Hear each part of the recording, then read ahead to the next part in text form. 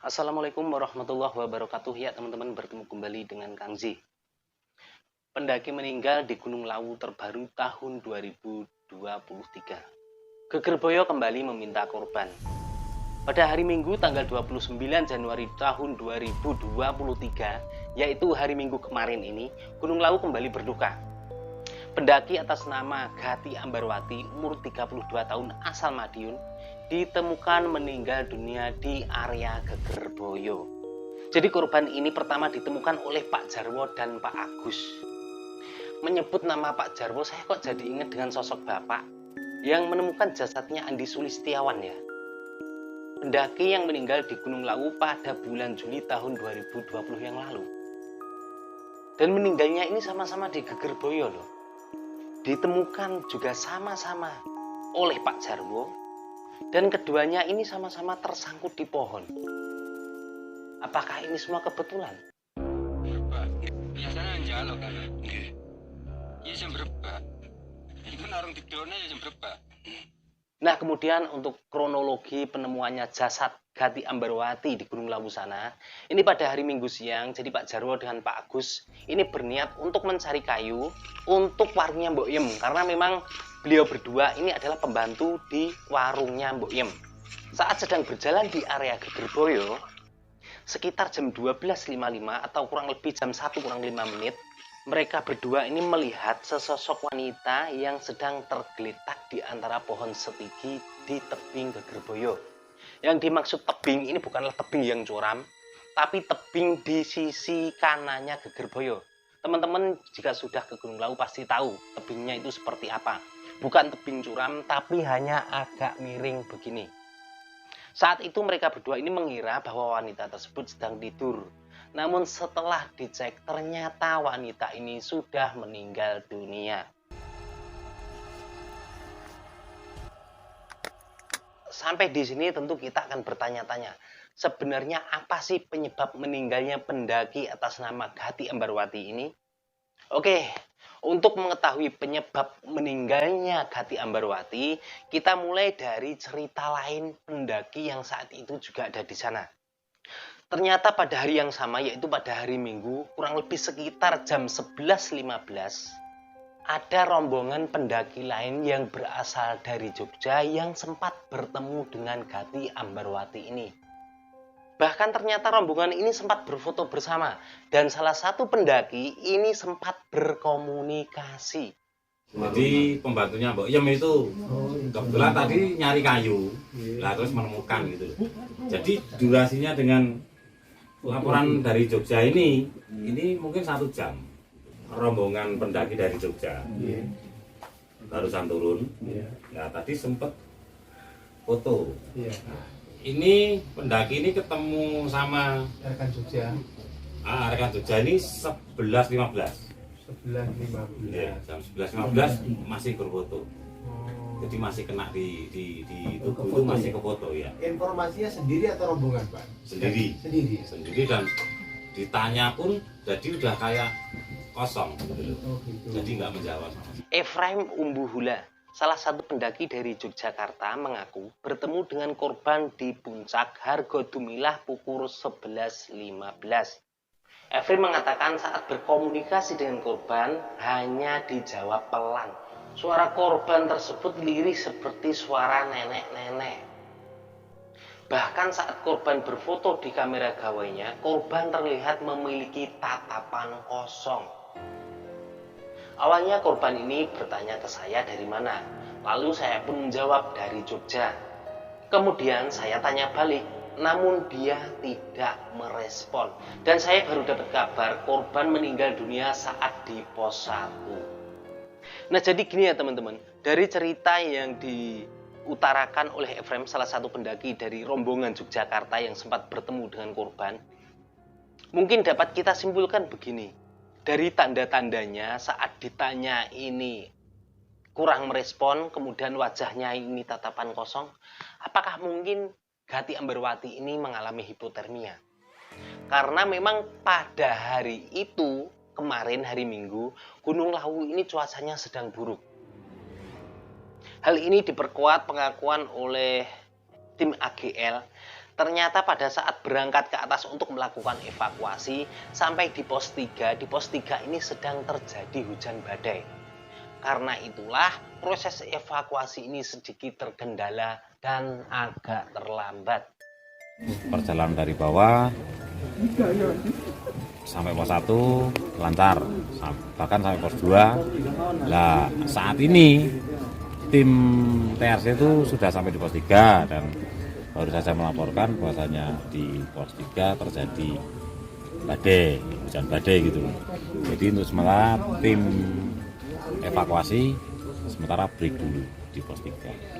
Jika memang Gati Ambarwati ini meninggalnya dikarenakan terserang hipotermia, dapat dipastikan bahwa kematian Gati Ambarwati ini sama juga dengan kematiannya Andi Sulistiawan.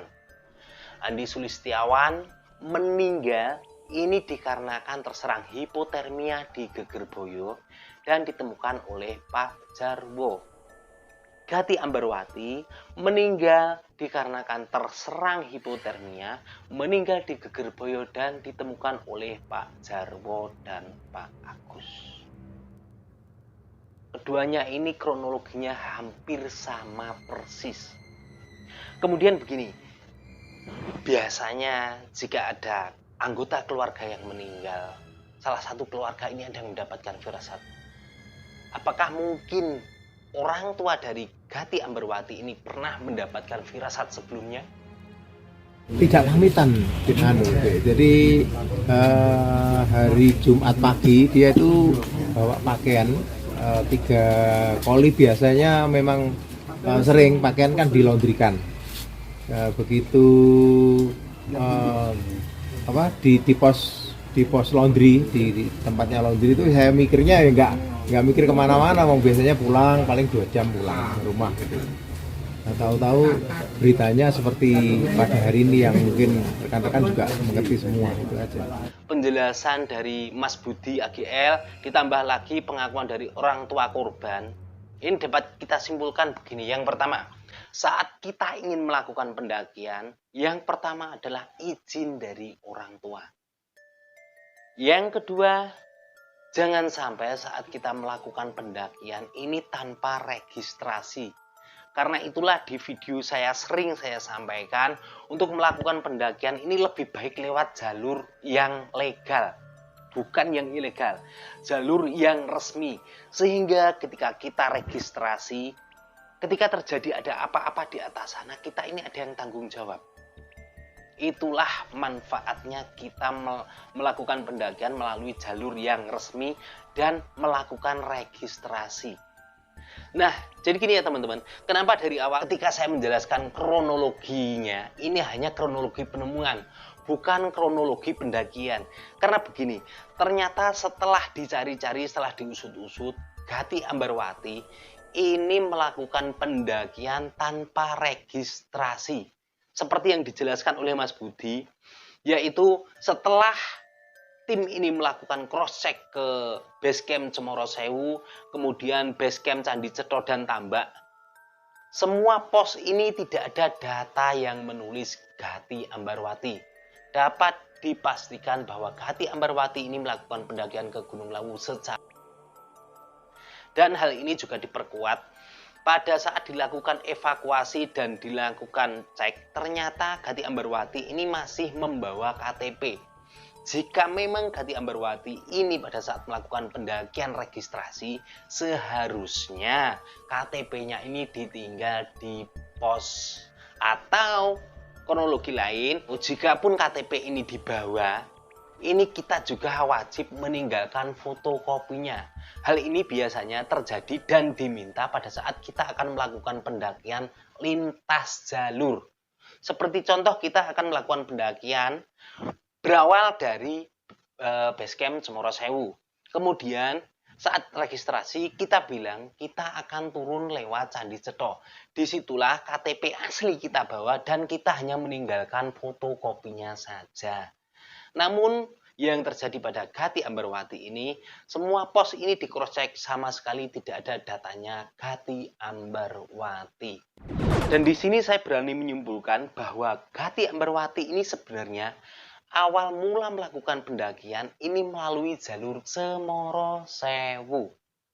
Kenapa saya berani menyimpulkan bahwa Kati Ambarwati ini melakukan pendakian ke Gunung Lawu via Cemoro Sewu? Karena di sini ada satu bukti, yaitu saya ambil dari Instagram yang bernama Master Wisnu 84. Ini saya seharian ketemu di pos 1 via Cemoro Sewu. Beliau seorang diri, sedangkan temannya berdua sedang lanjut pendakian di saat hujan deras pukul 20.00. Oh, mungkin ini maksudnya pukul 20 malam ya. Jadi malam minggunya. Dari kesaksian inilah saya berani menyimpulkan sebenarnya Kati Ambarwati ini melakukan pendakian melalui jalur Cemoro Sewu. Nah teman-teman, kesimpulan terakhir atas meninggalnya Kati Ambarwati di Gunung Lawu sana, ini banyak sekali pelajaran yang dapat kita ambil. Seperti yang selalu saya sampaikan di video-video sebelumnya, bahwa melakukan pendakian ini tidak sekedar nekat. Kita butuh beberapa hal yang penting yang harus kita lakukan. Yang pertama adalah paling penting izin orang tua. Kemudian yang kedua adalah tata niat kita. Karena kita ke Gunung Lawu ini status kita sebagai tamu. Sepantasnya tamu ini kita harus bersikap sopan.